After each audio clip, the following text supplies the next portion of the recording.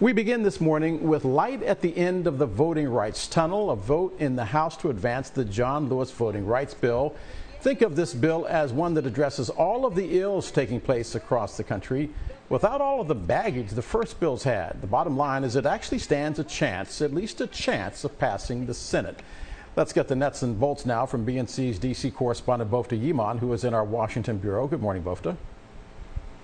Good morning, Dell. We've been seeing protests all summer for folks trying to move this forward, trying to move some type of voting rights forward. And before the vote yesterday, that happened again. Dozens of voting rights advocates gathered in front of the White House, voicing their support for the bill, while also gathering in prayer.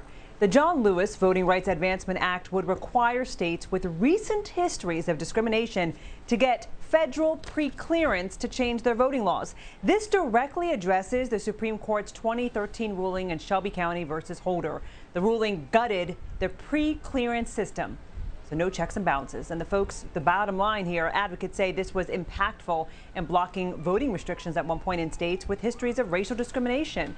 This year alone, we have seen examples of Jim Crow era laws proposed and enacted.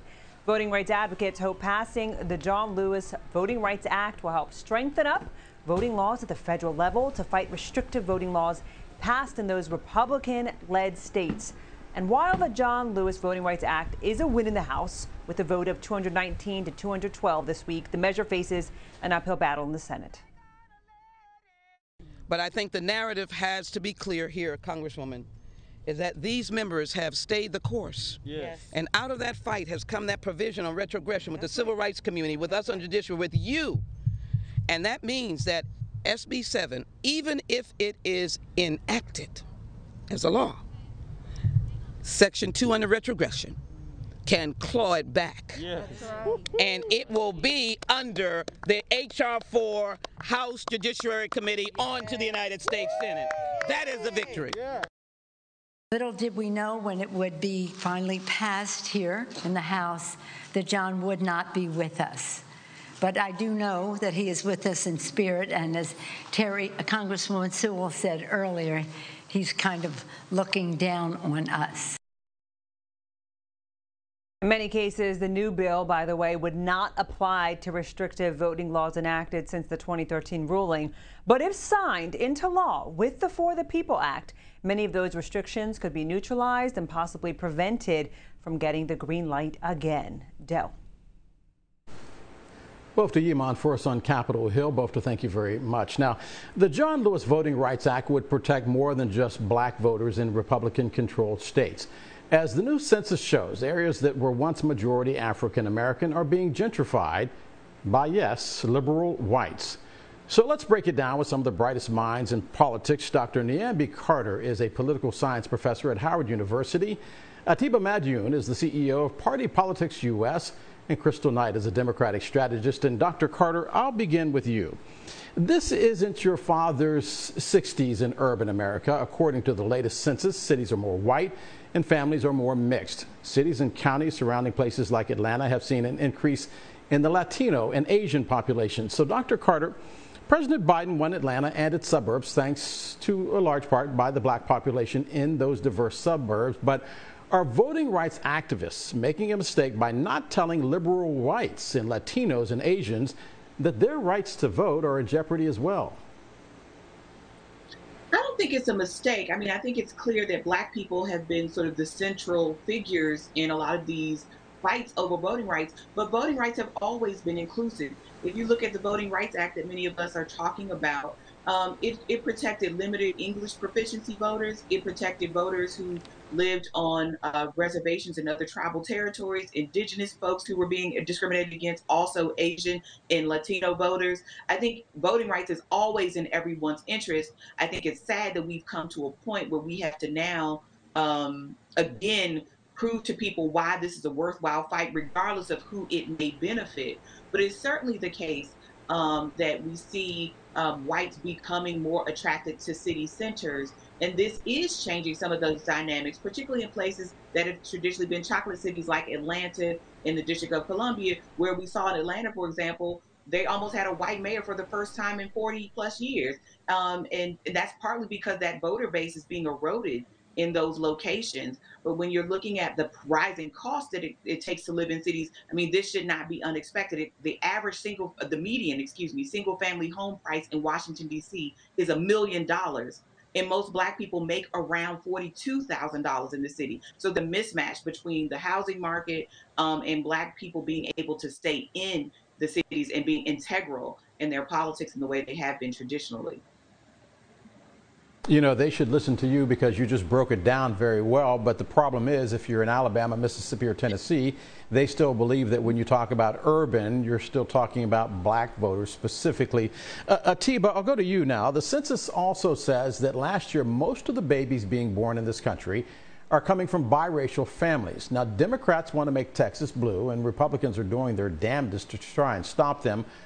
Are both parties ignoring what real America looks like, which is that Texas family where mom or dad may be white and the other partner Black, Asian, or Hispanic? Isn't it interesting? We're going back to that brown paper bag test where, yes, I mean, America has been browning for a long time. But, you know, as the panelists just mentioned before, you know, Malcolm X said the issue of America was not black and white, it was green.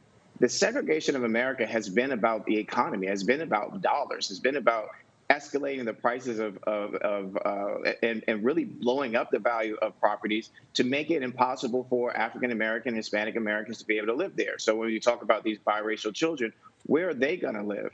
The gentrification of places like Washington, D.C., and when you talk about the median income, when we talk about the minimum wage on this show, we're often talking about that it needs to be raised. But in Washington, D.C., it's $15 an hour.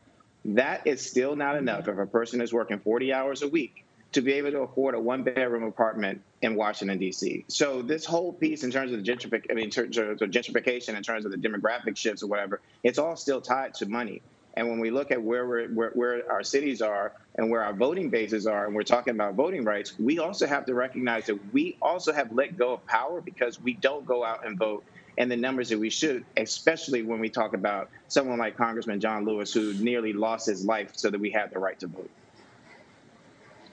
Kristal, you know who a lot of these restrictive voting rights laws that are being passed in states like Georgia and Texas and Arizona are hurting? White voters. And white Republicans have been complaining about this quietly, but no one on the national scale wants to hear about it. They say, guess who uses the mail-in ballots most?